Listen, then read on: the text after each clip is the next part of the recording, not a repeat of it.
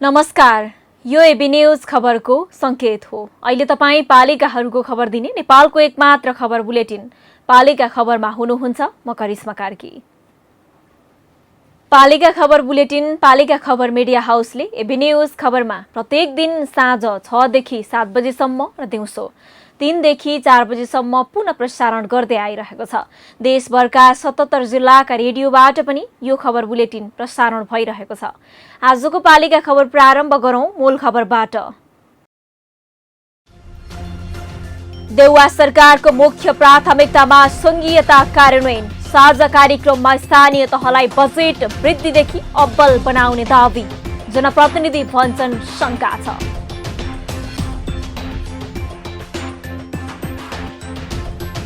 लैंगिक सामाजिक समावेशीकरण मैत्री बन्दै इलाम नगरपालिका, शिक्षा क्षेत्र र कर्मचारीको संख्यामा समावेशीकरण गरिने।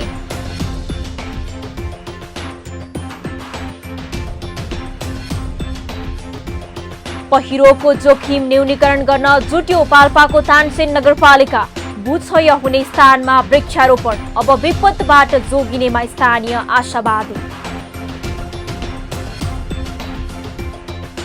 स्थानीय तहको परिपत्र अवज्ञा गर्दै जुम्लाबाट निरन्तर काँचो स्याउ निर्यात, रोक लगाउन कृषि कार्यालयद्वारा प्रहरीलाई आग्रह।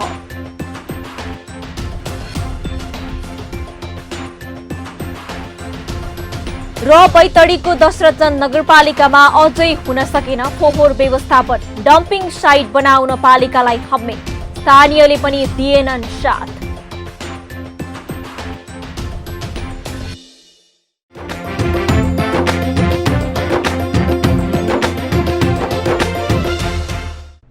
जनजनको आशा, भरोसा र विश्वास हो पालिका। जनताद्वारा जनताले जनताकै लागि शासन गर्ने संयन्त्र हो पालिका। उसो भए जनताले के पाइरहेका छन्? के थिए त अपेक्षा? नेतृत्व, नीति र व्यवहार सही छ?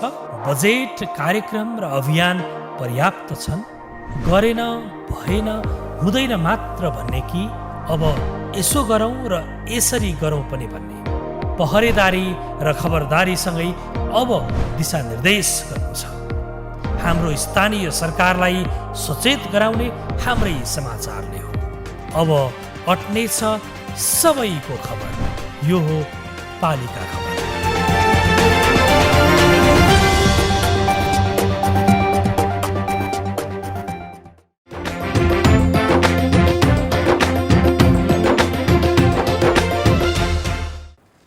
पालिका खबर अब विस्तारमा। गठबन्धन सरकारले न्यूनतम साझा कार्यक्रम सार्वजनिक गरेको छ। आइतबार सिंहदरबारमा कार्यक्रम आयोजना गरेर सार्वजनिक गरेको कार्यक्रममा संघीयतालाई अझ बलियो बनाउने गरी संविधानले दिएको अधिकारलाई कार्यान्वयन गर्ने उल्लेख गरिएको छ। संघीयतामाथि नै प्रश्न उठिरहँदा गठबन्धनले बनाएको साझा कार्यक्रममा संघीयतालाई बलियो बनाउन तिनै तहको सरकारको क्षेत्राधिकार संविधान बमोजिम बनाउने उल्लेख गरिएको छ। तर सोचे झैं कार्यान्वयन गराउन पनि उत्तिकै चुनौती छ। पालिका खबरका लागि एक रिपोर्ट। गठबन्धनको साझा कार्यक्रमको 3 नम्बर बुँदामा संघीयता कार्यान्वयनका लागि क्षेत्राधिकार र अन्तर्सम्बन्धलाई संविधान बमोजिम कार्यान्वयन गर्ने उल्लेख गरिएको छ। यस्तै प्रदेशलाई हस्तान्तरण गर्न बाँकी मन्त्रालय हस्तान्तरण गर्ने भनिएको छ। संघीयता कार्यान्वयनको विषयमा साझा कार्यक्रम 3 तहका सरकारको क्षेत्राधिकार र अन्तर्सम्बन्धलाई संविधान बमोजिम कार्यान्वयन गर्ने, प्रदेशलाई हस्तान्तरण हुन बाँकी रहेका विभिन्न मन्त्रालय मातहतका निकाय हस्तान्तरण गर्ने, संविधान उल्लेखित साझा अधिकारका सूचीसँग सम्बन्धित कानुन प्राथमिकताका साथ तर्जुमा गर्ने, प्रदेश र स्थानीय तहलाई बजेट वृद्धि गर्ने, प्रदेशका क्षेत्राधिकारसँग बाझिएका ऐन संशोधन गर्ने, 4 वर्षमा स्वायत्त निकाय स्थानीय सरकारले संविधानले दिएको अधिकार अनुसार कानुन निर्माण गरेर काम अघि बढाइसकेका छन्। प्रदेशको हकमा भने केन्द्रबाट उपलब्ध हुने योजना पुग्न अझै सकेको छैन। त्यसका लागि शेरबहादुर देउवा नेतृत्वको सरकारले ध्यान दिनुपर्ने देखिन्छ। मन्त्रालय मातहतका निकायहरू हस्तान्तरण गर्दा ती निकाय प्रदेश मातहत जाँदा फाइदा छन् वा बेफाइदा, प्रभाव कस्तो पार्छ भन्ने कुरा मनन गर्न सरकारलाई पहाड छिचोले बराबर हुन्छ। थुप्रै कानुन निर्माण गर्न बाँकी छ। यसअघि अध्यादेशका रूपमा यसअघिको सरकारले ल्याएका कानुनलाई संसदमा लगेर कानुन बनाउनेतर्फ सरकारको ध्यान जान आवश्यक छ। पुनर्स्थापित संसद अझै पनि बिजनेसविहीन छ। हालसम्म अध्यादेश बनेका कानुनलाई अघि बढाउनु अपरिहार्य भइसकेको छ। नागरिकता विधेयकदेखि धेरै विधेयक अझै पनि अघि बढ्न सकेका छैनन्, जसका कारण प्रदेश र स्थानीय सरकारले सोचे अनुरूप काम गर्न पनि सकेको पाइँदैन। सरकारले अविलम्ब सुरु गर्नुको गुन्जायस पनि छैन। तर स्थानीय सरकारका जनप्रतिनिधि भने सरकारले योजना मात्रै बनाए पनि कार्यान्वयन गर्न भने निकै सङ्घर्ष गर्नुपर्ने बताउँछन्। बजेट वृद्धि मात्रै होइन, उपयुक्त ठाउँमा बजेट चाहिँ वृद्धि हुनुपर्छ। अनि यो बजेट मात्र वृद्धि गरेर त्यो खर्च गर्न सकिएन भने त्यसको पनि अर्थ छैन होइन। अब तुलनात्मक रूपमा चाहिँ अब हाम्रो जस्तो अब काठमाडौँमा हामी त जति आए पनि खर्च गर्न सक्ने क्षमता राख्छौँ, त्यो अनुसार बजेट वृद्धि भयो भने त राम्रै हो। स्थानीय तहलाई आवश्यक बजेट र अनुदान यसअघि केही सरकारले छुट्याइसकेको छ। समानीकरण, सशर्त अनुदान लगायत विभिन्न अनुदान वितरण भइसकेको अवस्थामा कुन शीर्षकमा कसरी न्यायोचित रूपमा रकम वृद्धि गर्ने भन्ने कुरा नै अस्पष्ट देखिन्छ। स्थानीय तहका कतिपय पालिकामा अझै पनि कर्मचारी पदपूर्ति हुन सकेको छैन। कर्मचारी नहुँदा रकमान्तरणको समस्या र अनेक झमेला जनप्रतिनिधिले भोगिरहेका छन्। आश देखाउने मात्र नभई कानुनसम्म ढङ्गले त्यसको पूर्ति अत्यावश्यक देखिने जनप्रतिनिधिको सरकारलाई सुझाव छ। खास गरी सङ्घीयता कार्यान्वयनको सन्दर्भमा जुन खालको प्रतिबद्धता सरकारको देखियो, 3 तहको बिचको सरकारको अधिकार क्षेत्रलाई जुन तपाईँको चाहिँ परिभाषित गर्ने र त्यसलाई तपाईँ कानुन सम्मत तरिकाले तपाईँको चाहिँ यसलाई चाहिँ संस्थागत गर्दै लैजाने भन्ने जुन आशयका साथ जुन सहमति के अरे त्यो कार्यक्रम आएको छ, यो अत्यन्तै सकारात्मक छ। स्थानीय सरकार सञ्चालन ऐन 2074ले स्थानीय सरकारलाई बलियो बनाएको छ। अधिकार सम्पन्न बनाएको भए पनि केन्द्र र प्रदेश सरकारबाट आउने योजना र त्यसको कार्यान्वयनको दिशा भने कमजोर रहेछ। अझ प्रदेशलाई त अधिकार नै दिइएको देखिँदैन। हरेक विषयमा सङ्घीय सरकारको उपस्थिति आवश्यक हुने र सङ्घीय सरकारबाट कुनै पनि योजना अघि बढाउन प्रदेशमाथि विश्वास नगर्ने परिपाटी हाबी छ। यो चिर्न देवा सरकारलाई सहज भने छैन। नेपालमा विगत 2 दशकदेखि क्रमिक रूपमा नीतिगत परिवर्तन र उल्लेख्य सुधारहरू भएका छन्। तथापि विभिन्न सामाजिक समूहका मानिसको विकास सूचकहरूमा र राजनीतिक तथा प्रशासनिक शक्तिको पहुँचमा व्यापक अन्तर रहेको पाइन्छ। महिला, दलित जनजाति, मधेसी तथा मुस्लिम समुदाय राजनीतिक सहभागितामा पनि पछाडि छन्। यसैलाई वृद्धि गर्ने योजना बोकेर इलामको इलाम नगरपालिकाले लैङ्गिक सामाजिक समावेशीकरण मैत्री नगरपालिका बनाउने योजना अघि सारेको छ। इलामबाट पालिका खबरका लागि एक रिपोर्ट। इलामको इलाम नगरपालिका लैङ्गिक सामाजिक समावेशीकरण मैत्री बन्ने भएको छ। समावेशीकरण मैत्रीले नेतृत्वमा सबै समुदायको अवसर र पहुँच पुग्ने र राज्यको मूलधारमा सहभागी हुन सहज हुने भन्दै नगरपालिकाले समानुपातिक समावेशी सिद्धान्तको आधारमा महिला सहभागिताको सुनिश्चितता गर्दै शिक्षा नियमावलीको 7औं संशोधन गरेर महिला सहभागितासँगै नेतृत्व स्थापित गर्ने योजना बनाएको छ।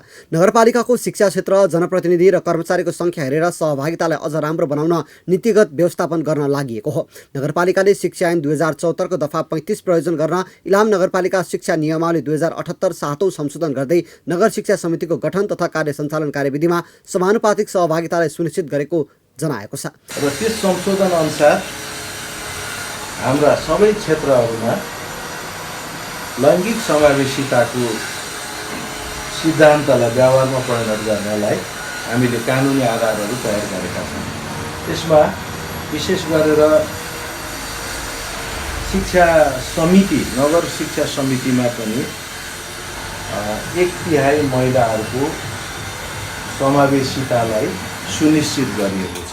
नगरपालिकाको लैङ्गिक सामाजिक समावेशीकरण अवस्थामा नगरपालिकाभित्रका माध्यमिक तहका विद्यालयमा 72 शिक्षक मध्ये 57 पुरुष र 15 महिला छन्, जसमा आदिवासी जनजाति महिला 2 जना छन् भने पुरुष 10 जना छन्। दलित पुरुष 1 जना भए पनि महिलाको सहभागिता देखिँदैन। यस्तै आधारभूत विद्यालयमा 365 जना शिक्षक छन्। यसमा 173 पुरुष छन् भने 192 जना महिलाको सङ्ख्या छ। आदिवासी जनजाति 50 पुरुष र 64 महिला सहित 114 जना छन्। दलित महिला 6 र 3 पुरुष सहित 6 जनाको सहभागिता देखिन्छ। नगरपालिकाले विद्यालय व्यवस्थापन समिति, शिक्षक अभिभावक सङ्घ तथा नगरपालिकाबाट निर्माण हुने विभिन्न समितिहरूमा महिलासँगै स्थानीय समुदायको नेतृत्व स्थापित गर्दै महिला र पुरुषको सहभागिता बराबरी बनाउने योजना बनाएको छ। यहाँनिर पदपूर्ति समिति छ। त्यो पदपूर्ति समितिमा 3 सदस्यीय पदपूर्ति समितिमा कार्यपालिकाका महिला सदस्यहरूमध्येबाट एकजना अनिवार्य रूपमा त्यो पदपूर्ति समितिमा पनि लाने गरेर त्यो समितिलाई पनि समावेशी लैङ्गिक समावेशी गराउने काम चाहिँ त्यसको सुनिश्चितता हामीले गरेका छौँ। शिक्षा नियमावली संशोधनले नगर शिक्षा समिति सहित नगरपालिकाका विद्यालय व्यवस्थापन समिति र शिक्षक अभिभावक सङ्घमा महिला नेतृत्व ल्याउन बाध्यात्मक अवस्था सिर्जना पनि गरेको छ।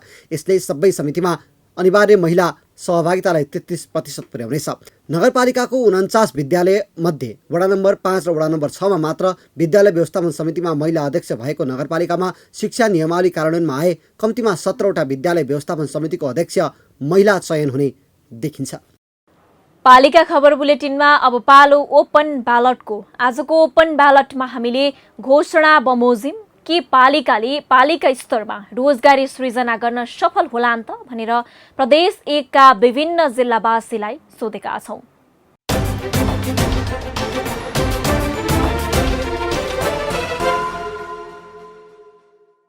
अब यस्तो सिचुएसन यस्तो छ, अब कोभिडको बेला यस्तो छ, समस्या छ।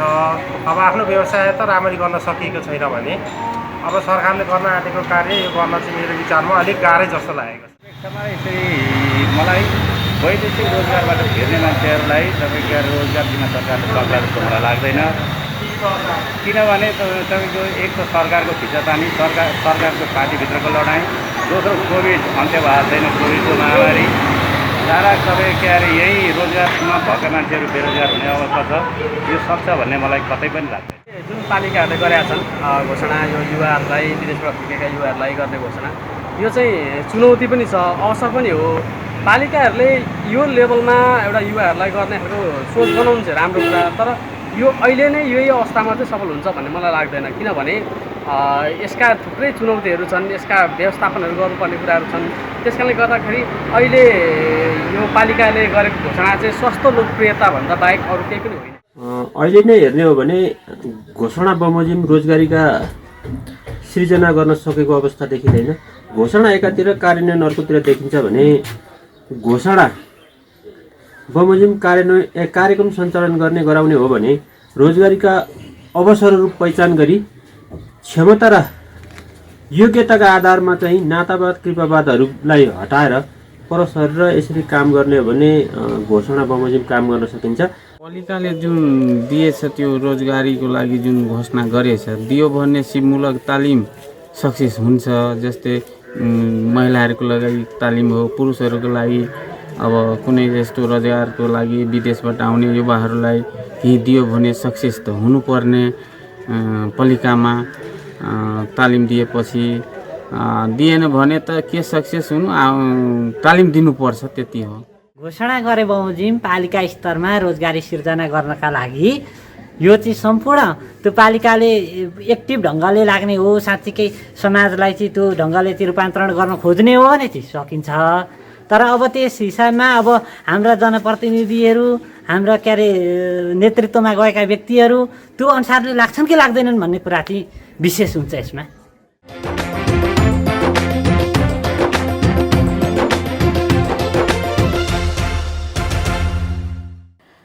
पालिका खबरको सिलसिला अझै जारी छ, त्यसअघि विश्राम अघि मूल खबर। देउवा सरकारको मुख्य प्राथमिकतामा संघीयता कार्यान्वयन, साझा कार्यक्रममा स्थानीय तहलाई बजेट वृद्धिदेखि अब्बल बनाउने दावी, जनप्रतिनिधि भन्छन् शंका छ।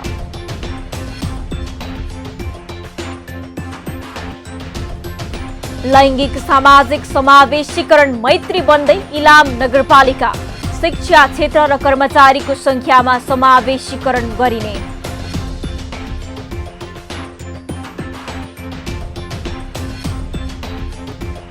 पहिरोको जोखिम न्यूनीकरण गर्न जुट्यो पाल्पाको तानसेन नगरपालिका, बुझ्छ हुने स्थानमा वृक्षारोपण, अब विपदबाट जोगिनेमा स्थानीय आशावादी।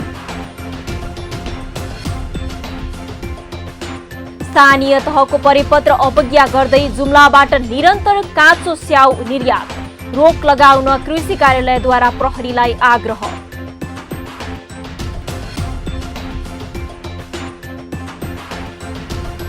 र बैतडीको दशरथजन नगरपालिकामा अझै हुन सकेन फोहोर व्यवस्थापन। डम्पिङ साइट बनाउन पालिकालाई थम्मे, स्थानीयले पनि दिएनन् साथ।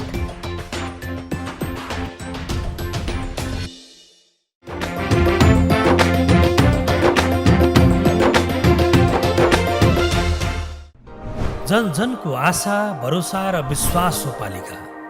जनताद्वारा जनताले जनताकै लागि शासन गर्ने संयन्त्र हो पालिका।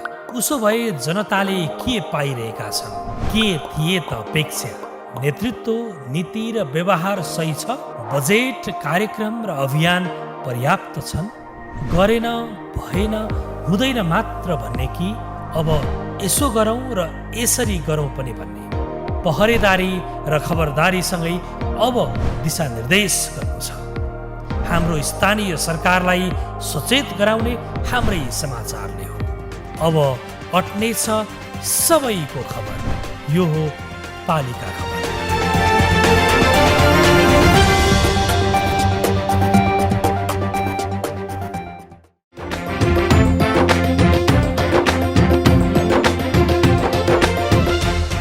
पालिका खबर बुलेटिनमा अब पालो पालिका टकको।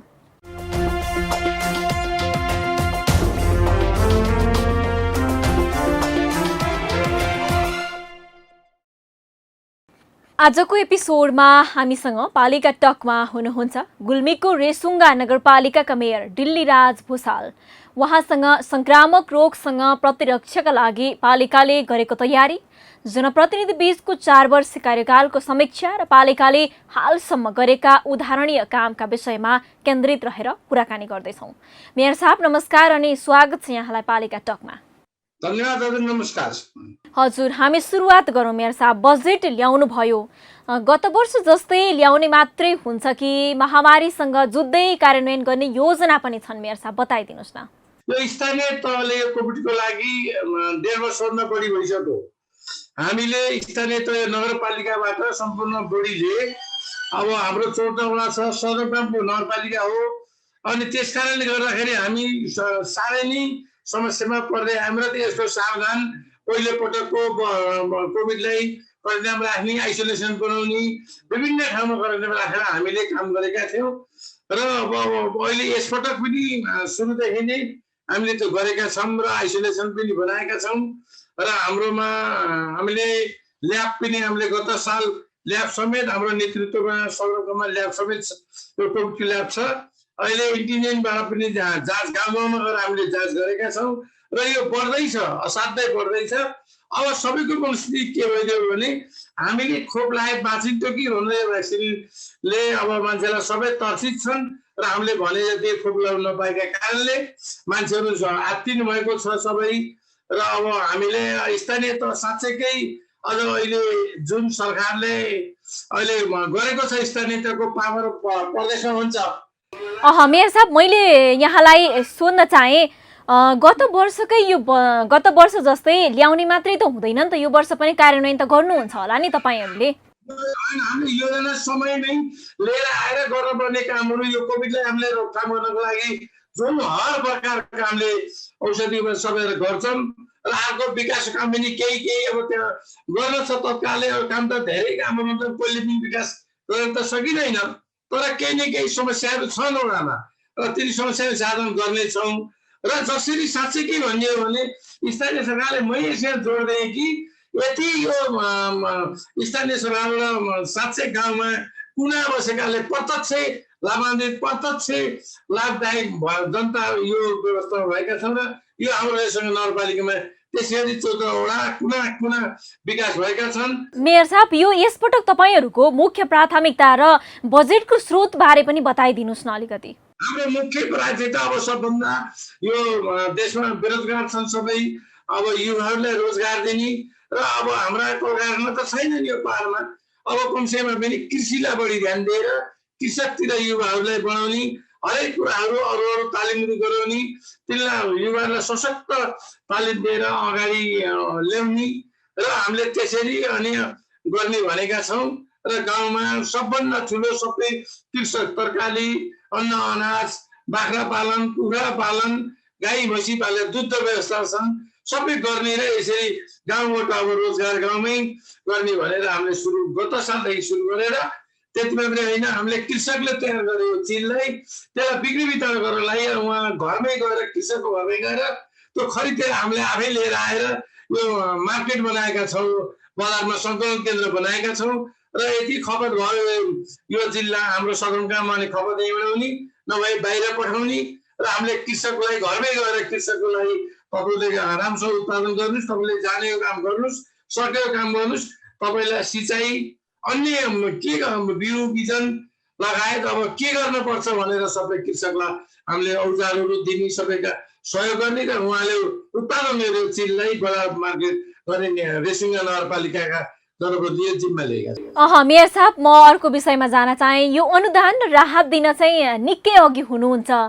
तर प्रविधि मैत्री चाहिँ अझै बन्न सकिएको देखिएन। पालिकाको वेबसाइटमा बजेटसम्म राख्नु भएको छैन। सूचनाको हकमा किन यति धेरै अनुदान बन्नुभएको तपाईँहरू मेयर साहब? यो त अब काम गर्ने कर्मचारी यही त रहेछ। अब जनप्रतिनिधिले नीति नियम बनाउने, काम गर्ने गरे नि सूचना गर्ने त कर्मचारीहरू, कर्मचारीले अब त्यहाँ के छुट्टा छन् होला, यसलाई तपाईँले सुझाव दिन तपाईँलाई धन्यवाद। यसलाई हामीले तपाईँले भने वेबसाइटमा र नगरपालिका वेबसाइटमा हामीले तुरुन्तै यसलाई सच्याउँछौँ। हामीले रहन्छ भने हामीले तुरुन्तै राख्छौँ। मेयर साहब, यो पालिकाले 4 वर्षको अवधिमा पूर्वाधार विकासका क्षेत्रमा चाहिँ गरेका प्रगतिबारे पनि सुनाइदिनुहोस् न। होइन, हामीले त थुप्रो कामहरू छन्, ठुल्ठुलो योजना जस्तै यो रेसिडेन्ट नगरपालिका खानेपानीको थियो केन्द्रीय थुप्रो खानेपानी 35-40 करोडको खानेपानी योजना चलिराखेको छ। अनि यो तम्घा अहिलेको यस्तो कोभिडको बेलामा राम्रो होस्टेल थिएन, अहिले भर्खर होस्टेलको धेरै बिल लाएर ठुलो होस्टेल एउटा हामीले 50-60 करोडको भव्य होस्टेल सुरु गर्ने भनेर अपल्लो निर्माण व्यवसायले सुरु गरेको छ। यस्तै कामहरू गरिएको छ। अनि एयरपोर्ट अब तत्कालै अब मलाई लाग्छ 1-2 महिनामा हाम्रो एयरपोर्ट तयार हुँदैछ।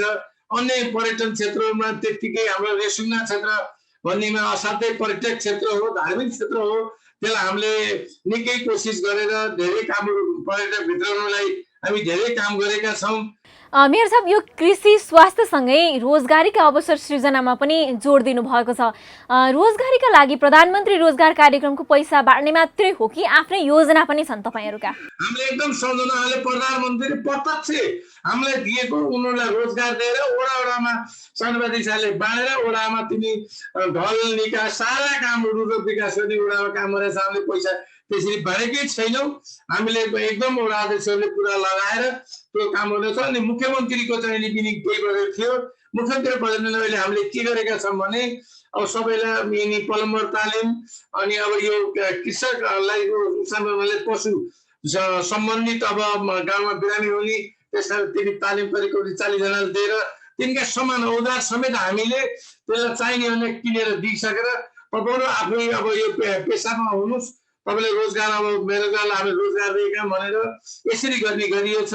बास नहुनेलाई अलिकति हामीले थोरै भए पनि पासा त हामीले घर बनाइदिएका छौँ। यो पालिकावासीलाई चाहिँ रोजगारी दिन र उद्यमी बनाउन चाहिँ कस्ता कार्यक्रम छन् तपाईँहरूसँग मेयर साहब? यही मैले त भनिहालेँ तपाईँलाई। अब रोजगार हुन त हरेक कुरो अब मुख्यमन्त्री भन्ने भयो, प्रधानमन्त्रीको अब आएको भयो, हामीले अब नगरपालिका आएको बजेटबाट बजेट कति पाउँछ छुट्याउँदैन, थोरै हुन्छ। अब थुप्रो कर्मचारी छन् हामीले, र अनि हामीले अझ त्यति मात्रै अहिले नगरभित्र बस्ने कर्मचारीलाई हामीले न्यूनतम पारिश्रमिक अब लागू गर्दैछौँ हामीले। अब तपाईँहरूका पनि त आफ्नै केही कार्यक्रम होलान् नि त, उहाँहरूलाई रोजगारी दिन, उद्यमी बनाउन पालिकाकै पनि त केही योजना त होलान् नि त मेयर साहब? योजनाहरू थुप्रो छ र यही पहिले त उहाँहरूलाई अब बोलाउने, उहाँहरूलाई तालिम दिने, उहाँहरूलाई आवश्यक के हो अब पैसाको कारण रोकिएको भने ब्याङ्कमुखी लोन दिने व्यवस्था गर्ने, अन्य चिजहरू जस्तो कृषकका चाहिँ सामानहरू औजारहरू भए, अब यसको बिउ मलहरू भयो, सिँचाइ हो, सबै हामीले सहयोग गरेर त्यसलाई अगाडि बढाउने योजना छ हाम्रो नगरपालिकाको। हजुर, हामी अन्तिममा आइपुगेका छौँ मेयर साहब। यो कोरोनाको तेस्रो लहर पनि आउने चेतावनी आइरहेको बेला तपाईँहरूले यसबाट जोगिनको लागि चाहिँ कस्तो रणनीति अपनाउनु भएको छ, सुनाइदिनुहोस् छोटोमा। होइन, हामीले एकदम सतर्क भएर गरेका छौँ। यसको लागि अब आइसोलेसन बनाउने अरू अन्य कुराहरू, औषधि उपचार यो हुन्छ भन्ने जो भएर हामी आफै छौँ। एउटै कुरो हामीले नपाएको, जनताले खोप मात्र सबैलाई खोप दिन सकेका छैन, त्यति दुःख हामीलाई। हजुर, हस् त मेयर साहब, यो महत्त्वपूर्ण समयको लागि यहाँलाई धेरै धेरै धन्यवाद। धन्यवाद।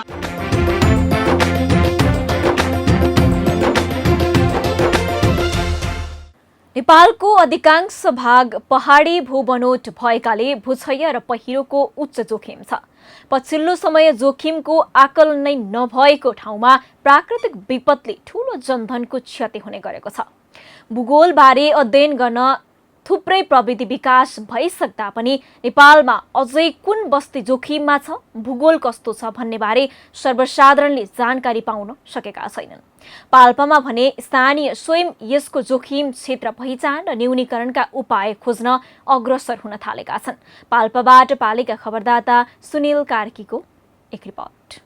पाल्पाको तानसेन नगरपालिकामा प्राकृतिक विपदको जोखिम रहेका सम्भावित ठाउँहरूको पहिचान गरेर रोकथामको उपाय अपनाउन सुरु गरिएको छ। नगरपालिकाको वडा नम्बर 3 र 5 को कैलाश नगर बसन्तपुर भेगका स्थानीय आफै सम्भावित पहिरोको जोखिम कम गर्न वृक्षारोपण अभियानमा लागेका छन्। जिल्लास्थित सेनाको गोरखदलगण र कैलाश बसन्त सामुदायिक वन उपभोक्ता समितिको संयुक्त आयोजनामा ठूलो संख्यामा वृक्षारोपण गरिएको हो। एकातिर सामुदायिक वनको संरक्षण र प्रवर्धन हुने तथा अर्कोतिर पहिरोको जोखिम कम हुने दोहोरो फाइदा देखेपछि स्थानीय वृक्षारोपणमा जुटेका हुन्। अति नै जोखिमपूर्ण देखेको भएको कारणले र भूक्षय जस्ता ल्यान्डस्लाइड जस्ता जाने डरले जनधनको क्षति हुने, मानव क्षति हुने भएको कारणले गर्दा हामीले चाहिँ नि नगरपालिकासँग र जिल्ला वन कार्यालयसँग समन्वय गरेर आजको दिनमा चाहिँ नि गोरखदलगणसँग समन्वय गरे र यहाँको हाम्रो टोलवासी आफ्नै समिति छ, आफ्नो संस्था बसन्तपुर रिङ रोड संस्थाको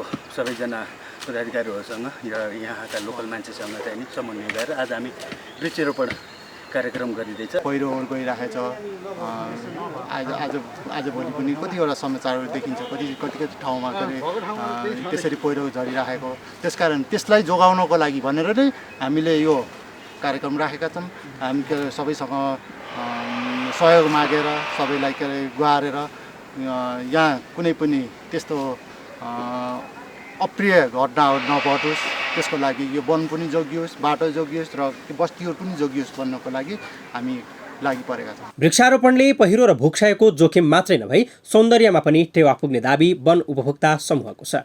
विशेष त हामीले बाढी पहिरोबाट चाहिँ जोगाउनको लागि र अझ विशेष भन्नुपर्दा जुन तानसेन डिजिटल बोर्ड राखेको ठाउँ छ त्यसको तलको बस्ती अलिकति जोखिममा देखिएको कारणले हामीले त्यसलाई संरक्षण गर्नको लागि यो वृक्षारोपण कार्यक्रम आयोजना गरेका हौँ। बढ्दो जलवायु परिवर्तनको असरलाई कम गर्न नगरपालिकाले हरित तानसेन निर्माणको अभियान समेत सुरु गरेको छ। नगरपालिकाको हरित अभियानलाई नगरवासीले दिएको साथले जलवायु परिवर्तनको प्रभावबाट हुन सक्ने जोखिम निरूपण र तानसेनको सौन्दर्यकरणमा टेवा पुग्ने अपेक्षा स्थानीय सरकारले लिएको छ। खास गरिकन अहिले हामीले ग्लोबल वार्मिङलाई कम गर्नको निमित्त वृक्षारोपण गर्ने हाम्रो योजना थियो। तथापि अहिले कैलाश बसन्त सामुदायिक वन उपभोक्ता समितिले यो ठाउँमा यो तानसेन होर्डिङ बोर्ड राख्दाखेरि यो बनाउने क्रममा जुन केही क्षति भएको छ त्यसलाई संरक्षण गर्नको निमित्त वृक्षारोपण गर्दाखेरि राम्रो हुन्छ भन्ने एउटा कारण र अर्को भनेको यसको तानसेनको थप सुन्दरता पनि थपिन्छ भन्ने हिसाबले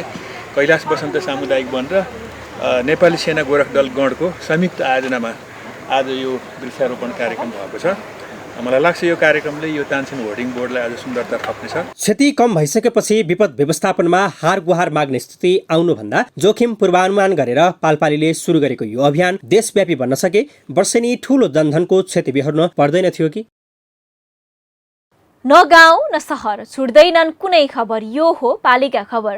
पालिका खबरको सिलसिला अझै जारी छ, त्यसअघि विश्राम अघि मूल खबर। देउवा सरकारको मुख्य प्राथमिकतामा संघीयता कार्यान्वयन, साझा कार्यक्रममा स्थानीय तहलाई बजेट वृद्धिदेखि अब्बल बनाउने दावी, जनप्रतिनिधि भन्छन् शंका छ।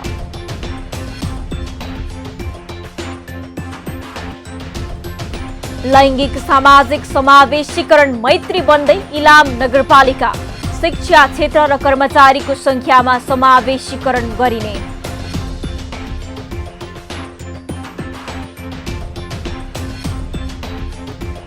पहिरोको जोखिम न्यूनीकरण गर्न जुट्यो पाल्पाको तानसेन नगरपालिका, भूक्षय हुने स्थानमा वृक्षारोपण, अब विपदबाट जोगिनेमा स्थानीय आशावादी। स्थानीय तहको परिपत्र अवज्ञा गर्दै जुम्लाबाट निरन्तर काँचो स्याउ निर्यात, रोक लगाउन कृषि कार्यालयद्वारा प्रहरीलाई आग्रह।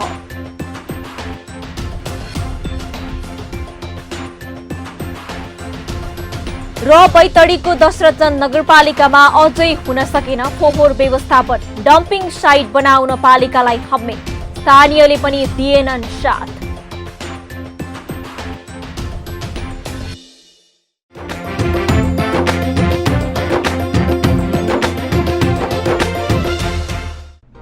जन जनको आशा, भरोसा र विश्वास हो पालिका। जनताद्वारा जनताले जनताकै लागि शासन गर्ने संयन्त्र हो पालिका। उसो भए जनताले के पाइरहेका छन्? के थिए त अपेक्षा? नेतृत्व, नीति र व्यवहार सही छ? बजेट, कार्यक्रम र अभियान पर्याप्त छन्? गरेन, भएन, हुँदैन मात्र भन्ने कि अब यसो गरौँ र यसरी गरौँ पनि भन्ने? पहरेदारी र खबरदारीसँगै अब दिशानिर्देश गर्नु छ। हाम्रो स्थानीय सरकारलाई सचेत गराउने हाम्रै समाचारले हो। अब अट्नेछ सबैको खबर। यो हो पालिका खबर।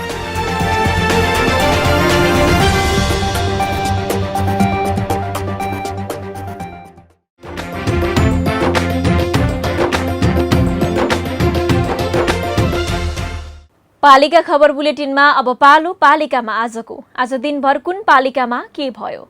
सहकर्मी सन्तोष पोखरेलको साथमा पालिकामा आज।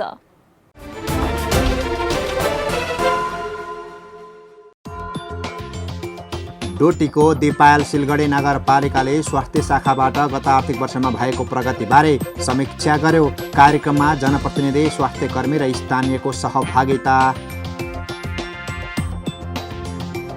मोरङको सुन्दर हरैचा नगरपालिकाले 3वटा शैक्षिक संस्थालाई स्कुल बस हस्तान्तरण गर्यो। धेरै विद्यार्थी भएका विद्यालय र क्याम्पसलाई बस प्रदान। काभ्रेको नवबुद्ध नगरपालिकाले ज्येष्ठ नागरिकलाई घर घरमै पुगेर कोरोना विरुद्धको खोप लगाउन थाल्यो। ज्येष्ठ नागरिकलाई स्वास्थ्य सामग्री पनि वितरण। ताप्लेजुङको श्रीजङ्गा गाउँपालिकाले MBBS अध्ययन छात्रवृत्तिका लागि आवेदन पेश गर्न आह्वान गर्यो। विद्यार्थीले 15 दिनभित्र पालिकामा आवेदन दिइसक्नुपर्ने।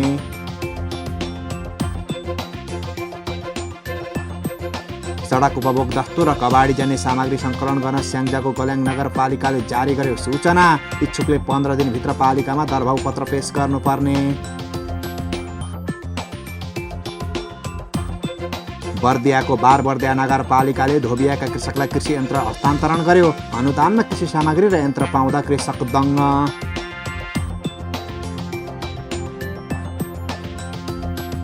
बागलुङको बरेङ गाउँपालिकाले स्वास्थ्यतर्फ करारमा कर्मचारी नियुक्त गर्ने। इच्छुकले 15 दिनभित्र पालिकामा दरखास्त बुझाउनु पर्ने। ललितपुर महानगरपालिकाले महानगरको काम व्यवस्थित र मर्यादित गर्ने उद्देश्यले एक्सन टिम बनायो। नगर प्रहरी प्रमुख सीताराम हाछेतुको नेतृत्वमा टिम परिचालन। बाढी पहिरोका कारण सडक अस्तव्यस्त बनेको सिन्धुपाल्चोकको मेलम्ची नगरपालिका र हेलम्बु गाउँपालिकामा वैकल्पिक सडक मार्फत गाडी चलाउन थालियो। आवत जावतमा सहज।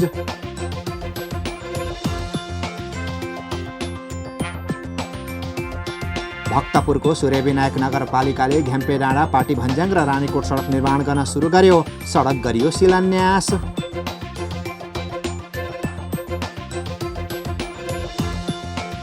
पाँचथरको याङबारक गाउँपालिकाले कृषक तथा कृषि समूहलाई कृषि सामग्री वितरण गर्ने। सामग्री लिन इच्छुकले 15 दिनभित्र पालिका वा वडामा निवेदन पेश गर्नुपर्ने।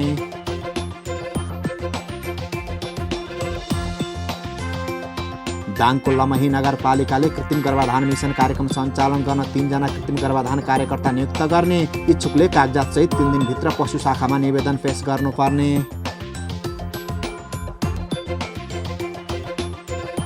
बाढी पहिरोले क्षति पुर्याएको मेलम्चीमा नदीलाई पुरानै धारमा फर्काउन जुट्यो मेलम्ची नगरपालिका।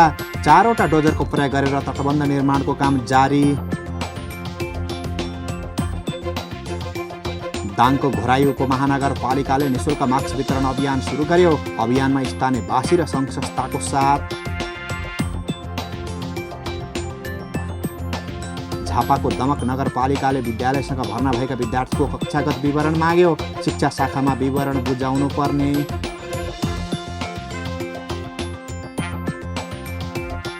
सल्यानको बागचौर नगरपालिकाले वडा नम्बर 5 सिर्पामा रहेको शहीद भरत स्मृति माविलाई स्वास्थ्य सामग्री वितरण गर्यो। स्वास्थ्य मापदण्ड पालना गर्दै जोर बिजोर प्रणालीमा कक्षा सञ्चालन गर्न अनुमति। काठमाडौँ महानगरले गर्यो सम्पत्ति कर नतिर्नेको सूची सार्वजनिक। सम्पर्कमा नआउनेको सेवा बन्द गरिने।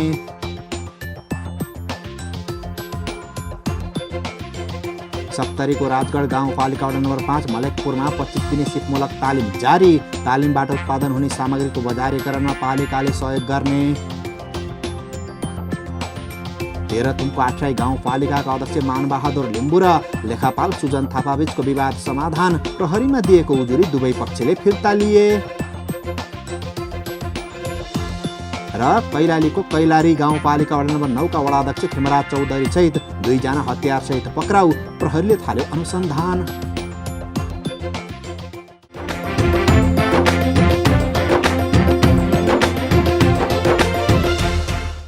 स्याउ जुम्लाको पहिचान हो। यहाँका धेरैजसो कृषकले स्याउ खेती गर्ने गरेका छन्। कृषकको मुख्य आम्दानीको स्रोतका रूपमा रहेको स्याउ हरेक वर्ष जस्तै यस वर्ष पनि नपाक्दै बिक्री हुन थालेको छ। भदौ महिनाको दोस्रो सातासम्म स्याउ परिपक्व हुने र गुलियोपना भरिएर रातो रङ दिने गरेको पनि यहाँका कृषक हरेक वर्ष काँचै साउन महिनामै टिपेर बिक्री वितरण गर्ने गरेको पाइन्छ। कृषक तथा व्यापारीलाई स्याउ नटिप्न र बिक्री वितरण गर्न स्थानीय तह तथा सरकारवाला निकायलाई परिपत्र गरेको भए पनि कृषकले भने त्यसको व्यवस्था गर्दै काँचो स्याउ बिक्री गर्न थालेका छन्। जुम्लाबाट पालेका खबरदाता मानदत्त रावलको एक रिपोर्ट। जुम्ला स्वादिलो स्याउ पाइने जिल्लाका रूपमा चिनिन्छ। जुम्लाका कृषकहरूको स्याउ बगैँचामा चैत वैशाखमा फूल फुल्ने र भदौमा पाक्ने गर्छ। तर नपाक्दै अहिले जुम्लाबाट स्याउ सुर्खेततिर पठाउन सुरु गरिएको छ। कृषि विकास कार्यालय जुम्लाले पाकेको गुलियोपना भरिएर परिपक्व स्याउ टिप्न र बिक्री वितरण गर्न सल्लाह सुझाव दिए पनि कृषक र व्यापारीले अटेर गर्ने गरेका छन्। काँचैमा स्याउ टिपेर बिक्री वितरण गर्ने गरेको पाइएको छ। जुम्लाको स्याउ बाहिर जिल्ला बिक्री वितरण तथा निर्यात गर्नका लागि यहाँका गाउँ तथा वडापालिकाले सिफारिस हुने व्यवस्था छ। तर स्थानीय तहको वडा तथा गाउँपालिकाका जनप्रतिनिधिले काँचो स्याउ निर्यात गर्नका लागि सिफारिस दिने गरेकाले यो समस्या हरेक वर्ष दोहोरिने गरेको कृषि विज्ञले बताउने गरेका छन्। कृषि विकास कार्यालय जुम्लाले भदौ महिनाको 10 गते भन्दा अगाडि कृषक तथा व्यापारीलाई स्याउ नटिप्न र बिक्री वितरण नगर्न स्थानीय तह तथा सरकारवाला निकायलाई परिपत्र गरेको छ। यस प्रकारको परिपत्र गर्दा पनि स्याउ बिक्री वितरणका लागि बाहिर जिल्ला सुर्खेत नेपालगञ्ज चोरी निकासी भइरहेको छ। अहिले प्रहरी नै लगाएर काँचो स्याउ निर्यातमा रोक लगाउन थालिएको छ। अहिले केही समयमा चाहिँ अहिलेका किसानहरूले चाहिँ अस्ति मात्र फिल्ड भिजिट हेर्दाखेरि केही किसानहरूले चाहिँ फार्ममा टिपेको देखियो। टिपेर चाहिँ बजारीकरणमा गएर बाहिर सुर्खेत नेपालगञ्ज काठमाडौँ लगेको देखियो। के अरे लिन लागेको देखियो। 1-2 ट्रक पनि गयो थाहा नपाएको। अहिले मैले चाहिँ अब त्यसको नियन्त्रणको लागि र त्यसको जुम्लाको स्याउको पहिचान कायम गर्न, शुद्धता कायम गर्न, गुणस्तर कायम गर्नको लागि मैले यहाँको जिल्ला सेक्युरिटीसँग स्थानीय तहमा इलाका प्रहरी कार्यालय अनि प्रहरी चौकीसँग र जिल्ला प्रहरी कार्यालयसँग चाहिँ समन्वय गरेर भदौको 10 गतेसम्म चाहिँ जुम्लाको स्याउलाई बाहिर लान नदिन हुन सहजीकरण गरिदिनु हुन भनेर एउटा समन्वय गरिरहेको छु। यसमध्ये 1600 हेक्टर जमिनमा स्याउ खेतीले उत्पादन दिइरहेको छ। यस वर्ष 16 करोड बराबर स्याउ खेतीबाट आम्दानी हुने अपेक्षा गरिएको छ। गत वर्ष झण्डै 12 करोड रुपैयाँ बराबरको स्याउ बिक्री वितरण भएको तथ्याङ्क छ। किसान पनि स्याउ खेती गर्दा उत्साहित छन्। स्याउ नै पाकेपछि बिक्री गर्दा मनग्गे आम्दानी हुने भए पनि काँचो स्याउ बिक्री गर्नुको औचित्य नहुने किसानको भनाइ छ। अब स्याउ ठुलो भयो, अलिकति रातो देखिनु भनेको त पाकेको होइन नि त। रातो देखिने बित्तिकै पाकेको छ, रस भरिएको छ भन्ने टाइपको छ। अब मार्केटमा पनि अब जो खरिद गर्नेहरू हुनुहुन्छ उहाँहरूलाई पनि रातो भइहाल्यो भन्ने टाइपको तरिकाले किन्ने र बेच्नेले त हुन्छ नि, किन्नेले त किनिदिन सक्छ होइन, तर बेच्नेले चाहिँ मेरो मालको चाहिँ भ्यालु चाहिँ मैले त्यसलाई चाहिँ हुन्छ नि डिफाइन गर्ने हो होइन। त्यो भावनाले सम्पूर्ण कृषकहरूलाई अनि सम्बन्धित सरकारवाला निकायहरूलाई चाहिँ अनुरोध के गर्छु भने चाँडो यो एकदम यो कुराहरूमा चाहिँ अनुगमन गर्ने, नियमन गर्ने, सकेसम्म चाहिँ ढिलो अलिकति हृष्टपुष्ट स्वस्थ स्याउहरू मार्केटमा जाओस् होइन। काँचो स्याउ पनि कृषकको फर्ममा प्रति केजी 50 देखि 60 रुपैयाँसम्म खरिद गर्ने र सुर्खेत नेपालगञ्जमा प्रति केजी 110 रुपैयाँमा बिक्री भइरहेको छ। झण्डै 23 जना कृषकले 60,000 फुजी स्याउको बिरुवा रोपेर उन्नत जातको फुजी स्याउ खेती गर्दै आएका छन्। फुजी स्याउ खेतीमा सरकारले पनि अनुदान दिँदै आएको छ। 3800 हेक्टर जमिनमा स्याउ खेती भइरहेको कृषि विकास कार्यालय जुम्लाको तथ्याङ्क छ। न गाउँ न सहर छुट्दैनन् कुनै खबर, यो हो पालिका खबर। पालिका खबरको सिलसिला अझै जारी छ, त्यसअघि विश्राम अघि मूल खबर। देउवा सरकारको मुख्य प्राथमिकतामा संघीयता कार्यान्वयन, साझा कार्यक्रममा स्थानीय तहलाई बजेट वृद्धिदेखि अब्बल बनाउने दावी, जनप्रतिनिधि भन्छन् शंका छ।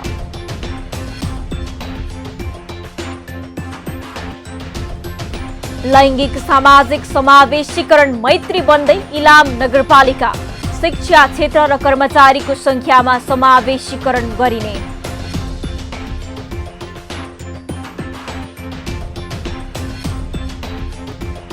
पहिरोको जोखिम न्यूनीकरण गर्न जुट्यो पाल्पाको तानसेन नगरपालिका, भूक्षय हुने स्थानमा वृक्षारोपण, अब विपदबाट जोगिनेमा स्थानीय आशावादी।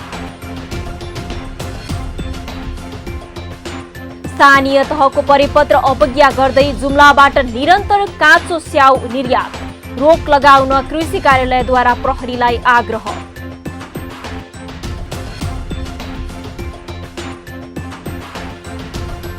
र बैतडीको दशरथचन्द नगरपालिकामा अझै हुन सकेन फोहोर व्यवस्थापन, डम्पिङ साइट बनाउन पालिकालाई हम्मे, स्थानीयले पनि दिएनन् साथ।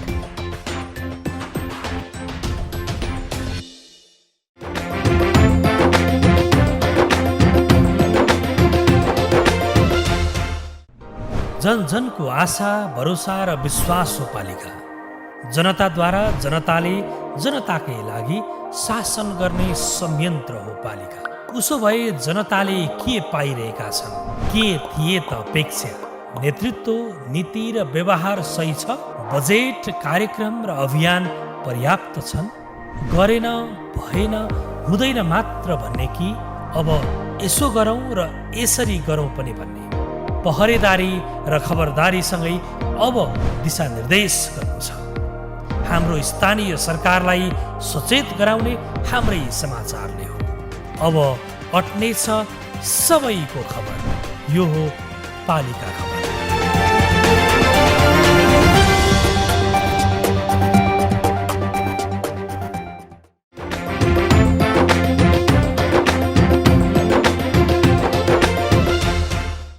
सफा नगर बनाउने जिम्मा स्थानीय सरकारको हो। सफा नगर बनाउने नगरपालिकाको योजनालाई सफल बनाउने कर्तव्य नगरवासीको हो। तर अझै पनि बैतडीको दशरथचन्द नगरपालिकामा फोहोर उठाइएको पाइँदैन। सडकभरि फोहोर फालिएका छन्, फोहोर गनाएर यात्रा गर्न सक्ने अवस्था छैन। स्थानीयले पनि फोहोरको व्यवस्थापनमा ध्यान नदिँदा दुर्गन्धले दशरथचन्दको परिचय नै दुर्गन्धित बनेको छ। बैतडीबाट पालिका खबरदाता सीपी लोहियाको एक रिपोर्ट। बैतडीका स्थानीय तहले फोहोर मैलाको राम्ररी व्यवस्थापन गर्न सकेका छैनन्। जिल्ला सदरमुकाममै रहेको दशरथचन्द नगरपालिकाले अहिलेसम्म भरपर्दो डम्पिङ साइट बनाउन सकेको छैन। नगरपालिकाको टिप्परमा हालेर लगेको फोहोर मैला जिल्लाकै मुख्य बजार गोठाला पानी नजिकै सडकको छेउमा फाल्ने गरिएको छ। यी सबै प्रकारको फोहोर मैला यसै ठाउँमा फाल्ने गरेकाले दुर्गन्ध फैलिने गरेको छ। नगरपालिकाले हरेक वर्ष डम्पिङ साइट बनाउन बजेट समेत छुट्याउने गरेको छ, तर भरपर्दो डम्पिङ साइट भने बनाउन सकेको पाइँदैन। नगरपालिकाले बजेट त सधैँ छुट्याउने गरेको छ होइन, तर बजेट सकिन्छ पनि अब डम्पिङ साइट कहीँ पनि बनाएको देखिँदैन। फोहोर जताततै फालेको देखिन्छ। अब बजारको त्यो गल्लीहरूमा पनि अब घरको पसलहरूको अगाडि पनि फोहोर मैला फालेको देखिन्छ। बजेट चाहिँ प्रत्येक वर्ष छुट्याएको अवस्था हुन्छ। फोहोर मैलाको उचित व्यवस्थापन हुन नसक्दा रोगका कीटाणु फैलने कुरामा दुई मत छैन। अझ दशरथचन्द नगरपालिका जिल्ला सदरमुकामको पालिका भएकाले यहाँ सबै कार्यालय, स्कुल, अस्पताल लगायत सबैजसो सरकारी र गैर सरकारी कार्यालय छन्, तर जताततै फोहोर फालिएको देखिन्छ। न स्थानीय आफैले फोहोर व्यवस्थापन गरेका छन्, न त नगरपालिकाले नै उचित ठाउँमा फोहोर व्यवस्थापन गर्न सकेको छ। सदरमुकाममा स्थानीय सरकारले जसरी चाहिने फोहोर मैला व्यवस्थापन गर्नुपर्ने थियो त्यो नदेखिएको देखिन्छ। प्लस पसलहरूका अगाडि पनि फोहोरको थुप्रो देखिएको छ। अनि उतातिर क्याम्पसको ठिक तलतिर पनि सबैले चाहिँ नि फोहोर लगेर थुपारेका छन्। यो एक ठाउँमा कलेक्सन गर्ने कुरा यो स्थानीय सरकारले गरेको छैन, जताततै फोहोरहरू देखिएको छ। र म यो दशरथन नगरपालिकालाई के भन्न चाहन्छु भने यो फोहोर व्यवस्थापन छिटोभन्दा छिटो गरियोस्। के अरे यो सदरमुकाममा पुरै चाहिँ नि गन्दगी फैलिएको छ, पुरै चाहिँ दुर्गन्ध फैलिएको छ। यसको चाँडोभन्दा चाँडो व्यवस्थापन गरियोस्। हरेक ठाउँहरूमा फोहोरको चाहिँ नि थुप्रो लागेको छ, यसलाई चाँडो चाहिँ व्यवस्थापन गरी उचित ठाउँमा व्यवस्थापन गरियोस्। उसो त फोहोर व्यवस्थापनका लागि दशरथन नगरपालिकाले पहल भने नगरेको होइन। एकपटक वडा नम्बर 6 मा फोहोर व्यवस्थापन गर्न सुरु गरियो। त्यो योजना दीर्घकालीन भने हुन सकेन। गत वर्ष समेत वडा नम्बर 4 कै एक ठाउँमा जमिन खरिद गरेर फोहोर व्यवस्थापन गर्न सुरु गरियो। तर त्यहाँ भने नजिकै मन्दिर रहेको भन्दै विरोध आएपछि नगरपालिकाले लगानी गरेर बनाएको संरचना समेत प्रयोग गर्न सकेन। अस्थायी रूपमा हामीले चाहिँ त त्यसलाई त्यो फोहोर मैला व्यवस्थापनको क्रियाकलापमा हामी चाहिँ संलग्न छौँ र यो आर्थिक वर्षमा पनि त्यसैलाई जुन क्षेत्र हामीले किनेका छौँ त्यो यसै वडा नम्बर 4 को दशरथन नगरपालिकाको जहाँ सदरमुकाम रहेको छ र कमसेकम हामीलाई एक्सेस पनि भएको र पिच रोड भन्दा कमसेकम करिब 150-200 मिटर टाढा रहेको त्यो क्षेत्र अलिकता उपयुक्त होला भनेर हामीले चाहिँ त्यसलाई हामीले बनाउन खोजेको त्यो क्षेत्रलाई। तर त्यहाँ अलिकता यो विवादको कारणले हामी अलि लेकिङमा छौँ र यो आर्थिक वर्षमा पनि त्यसलाई व्यवस्थापन गर्ने वा त्यसको विकल्प खोज्ने भन्नेमा हामी चाहिँ त यसो अध्ययनमा छौँ। नगरपालिकामा झन्डै 1 दर्जन बजार छन्। गोठाला पानी बजार, शाहीलेक, गढी, देही माण्डौ, गुरुखोला, मुसियाचौर, झुलाघाट, सुन्दरखाली लगायतका ठाउँमा बजार छन्। यी बजारमा कतै पनि फोहोर मैला व्यवस्थापन भएको पाइँदैन। न व्यापारी आफैले फोहोरको उचित व्यवस्थापन गर्न सकेका छन्, न त नगरपालिकाले नै फोहोर व्यवस्थापन गरिदिएको छ। फोहोर व्यवस्थापनका लागि हरेक वर्ष बजेट ल्याए पनि काम हुन सकेको छैन। यस आर्थिक वर्षमा पनि फोहोर व्यवस्थापन गर्ने योजना सफल हुन्छ वा हुँदैन त्यो हेर्न बाँकी छ। पालिका खबर बुलेटिनको अन्त्यतिर छौं। मूल खबर पुनः एकपटक। देउवा सरकारको मुख्य प्राथमिकतामा संघीयता कार्यान्वयन। साझा कार्यक्रममा स्थानीय तहलाई बजेट वृद्धिदेखि अब्बल बनाउने दावी। जनप्रतिनिधि भन्छन् शंका छ।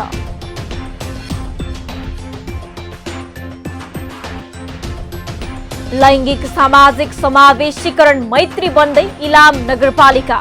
शिक्षा क्षेत्र र कर्मचारीको संख्यामा समावेशीकरण गरिने।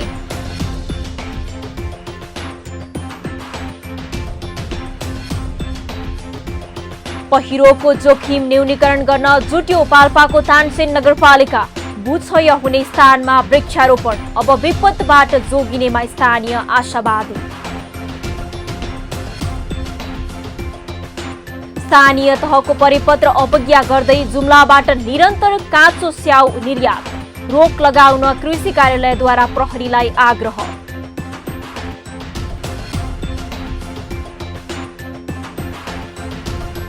र बैतडीको दशरथन नगरपालिकामा अझै हुन सकेन फोहोर व्यवस्थापन। डम्पिङ साइट बनाउन पालिकालाई हम्मे।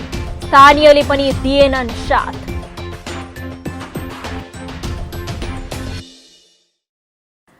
हवस् त आजको पालिका खबर बुलेटिन यति नै। पालिका बुलेटिन फेसबुक, युट्युब, इन्स्टाग्राम र हाम्रो अनलाइन संस्करण www.palikakhbar.com बाट हेर्न, पढ्न र सुन्न सक्नुहुनेछ। साथै यो बुलेटिन देशका 77 जिल्लाका रेडियोबाट पनि हरेक दिन सुन्न सक्नुहुनेछ। पालिकाहरूको गतिविधि समेटिने नेपालको एकमात्र खबर बुलेटिन पालिका खबर लिएर भोलि पुनः आउने नै छौं। एबी न्यूज खबर हेर्दै रहनुहोला। नमस्ते।